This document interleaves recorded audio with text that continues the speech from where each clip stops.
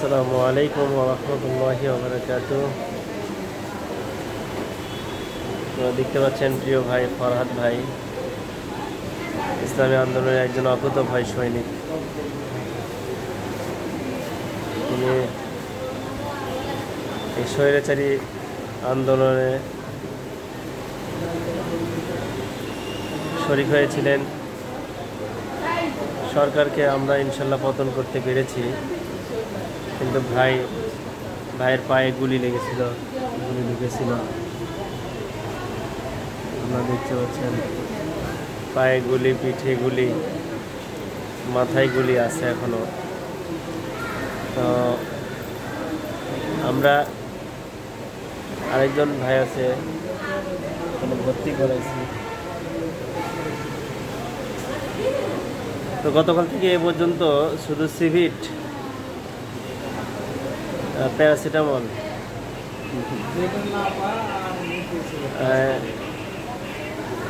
এই দুইটা ওষুধ প্রয়োগ করছে, কিন্তু পায়ের যে ক্ষত অবস্থা, যেখানে এখন গ্যাদ গেদা হয়ে আছে পাটা, দেখতে পাচ্ছেন পাটা গ্যাদ গেদা হয়ে আছে পাগুলো, ক্ষত অবস্থাটা। এই ক্ষতস্থানে যে এখনো পর্যন্ত একটা যে মেডিসিন, কোনো মলম জাতীয় শুকানোর জন্য কোনো কিছু দিতে হবে, এরকম কোনো চিকিৎসা এখন পর্যন্ত ভাইয়েরা এখান থেকে এখনও পায়নি।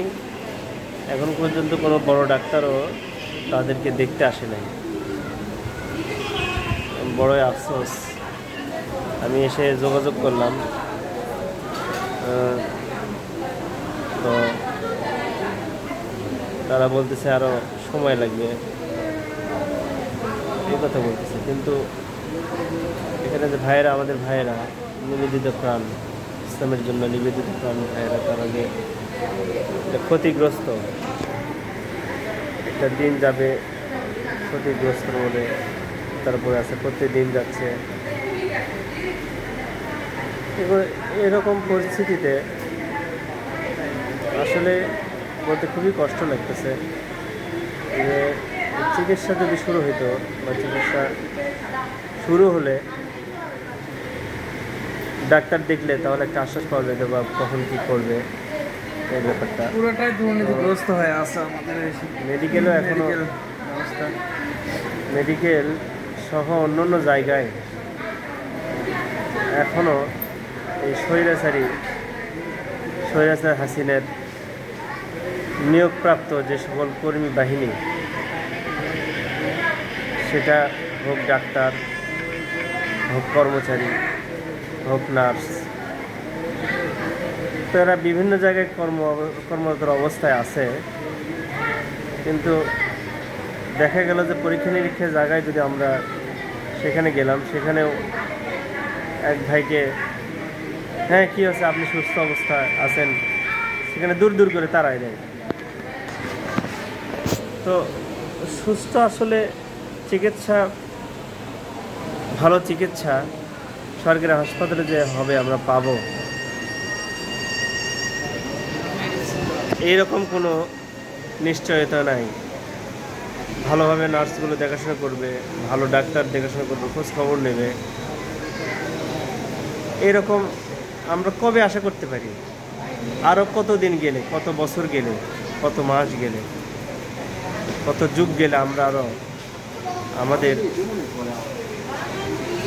এই জায়গাগুলোতে ইসলামী আন্দোলনের অকুতোভয় সেই সকল ভাইদের দ্বারা যদি এগুলো পরিচালিত হয়, তাহলে অবশ্যই মানুষজন এখানে ভোগান্তির শিকার থেকে মুক্ত লাভ করবে। আপনারা দেখতে পাচ্ছেন গতকালকে আমি তাহারুল ভাই, আমরা এসে সকাল 9টা থেকে 4টা পর্যন্ত, সকাল 9টা থেকে 4টা পর্যন্ত 3জন গুলিবিদ্ধ রোগীকে আমরা ভর্তি করাইছি। কি কষ্ট করে, একবার ওইখানে যাও, কোনো সুরাহা নেই। ডাক্তারের চেম্বারে বসে যারা ডাক্তারের দায়িত্ব পালন করতেছে, নার্সদের চেম্বারে যারা দায়িত্ব পালন করতেছে, জরুরি বিভাগে যে সকল দায়িত্বশীলরা এখানে দায়িত্ব পালন করতেছে। তারা দেখি ব্যাপারটা অনেক সময় তারা তো বোঝে বিষয়টা, তারপরেও দেরি করতেছে কেন, মানুষকে হয়রানি করতেছে। পরীক্ষা নিরীক্ষার জায়গায় যেখানে একটা মেশিন আছে সেখানে ভাই বললো ভাই সেক্ষেত্রে তিনি অভিজ্ঞ, ওনাকে যদি আমরা দিই উনি দিন ওখানে প্রায় একটা মেশিনে 600 রোগী ওখানে সেবা পাবে। 600 রোগী উনি সেখানে সেবা 200 রোগী সেবা দিচ্ছে, তাও নাম বাহানা বলে। এখানে ওনারা বলতেছে আমরা ভাই 200 রোগী সেবা দিচ্ছি। 200 রোগী সেবা দিচ্ছি মানে কত বড় একটা কাজ করছে তারা। 200 রোগী সেবা দিচ্ছে, অথচ আমাদের এই ভাইকে যদি আমরা দিই সেখানে এনে বলছে আমি 600 রোগীকে সেবা দেবো ওই সময়ের মধ্যে। তাহলে এটা কি কাজে অবহেলা, অবজ্ঞা, নাকি এখানে দুর্নীতি চলতেছে? শুধু বাংলাদেশে এক্স রে ডিপার্টমেন্টে না, এখানে যে প্যাথোলজি আইটেম আছে, আল্ট্রাসাউনোগ্রাম আইটেম আছে, এমআরআই সিটি স্ক্যান আইটেম যেগুলো আছে, এগুলো বিষয়ে একটু ছোটোখাটো আমি জ্ঞান অর্জন করছি। তো আমার এই জ্ঞানে যতটুকু ধারণা রাখা যায়, এখানে আসলে সঠিক কোনো সার্ভিস দেওয়া হইতেছে না। এনাদের যে কীভাবে কুক্ষিগত করে রাখছে এনারাই ভালো জানেন, এবং এর থেকে যে সুরা পাবে কি না আমাদের এই বাংলাদেশ সেটাও বলা যাচ্ছে না। হ্যাঁ সম্মানিত ভাই, আমরা চাই বাংলাদেশটা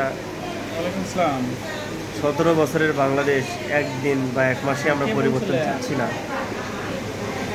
আমরা আর সময় নেব, আস্তে আস্তে এই সরকারি প্রতিষ্ঠানগুলোতে এগুলোর থেকে ছাত্রলীগ, যুবলীগ, আওয়ামী লীগের বংশ যেন কোনো জায়গায়, আওয়ামী লীগের পরিচয়ে যারা চাকরি পাইছে,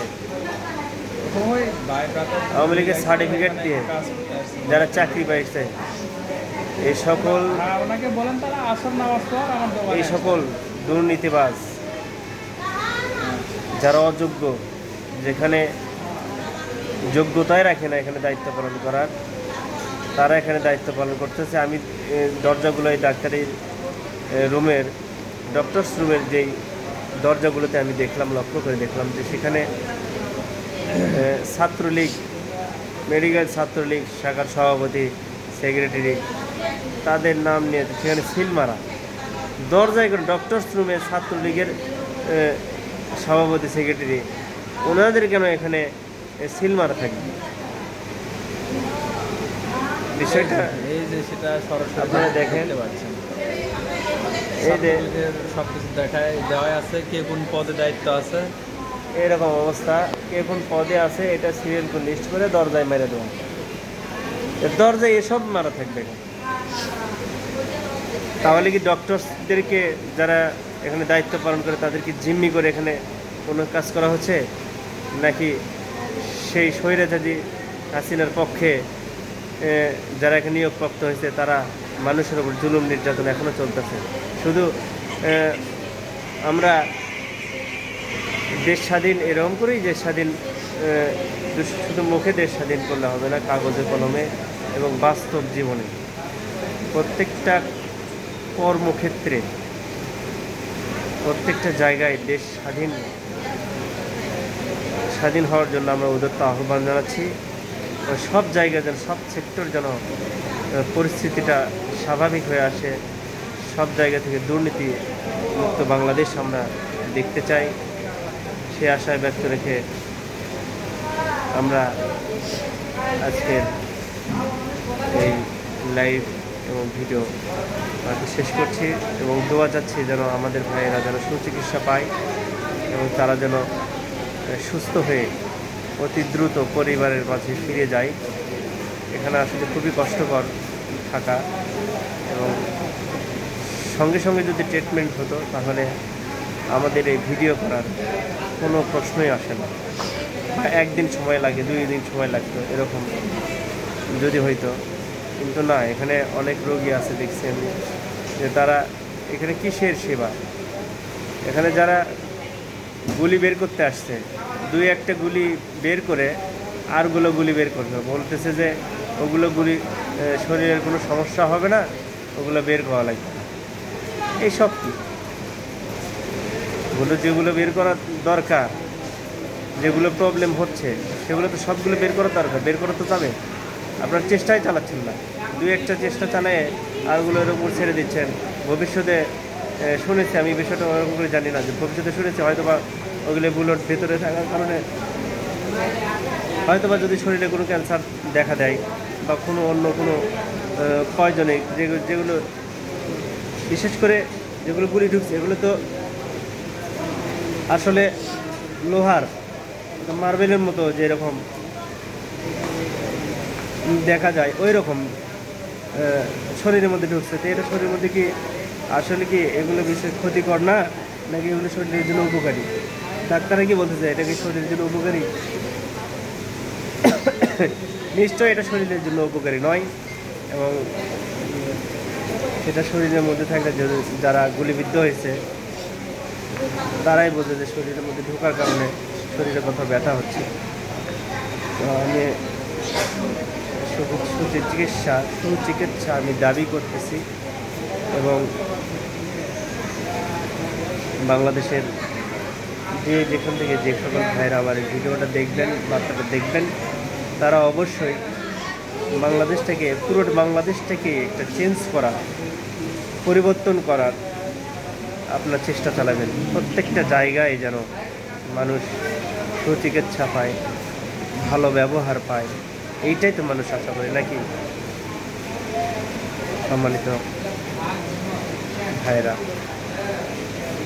আসসালামু আলাইকুম ওয়া রাহমাতুল্লাহি ওয়া বারাকাতুহু।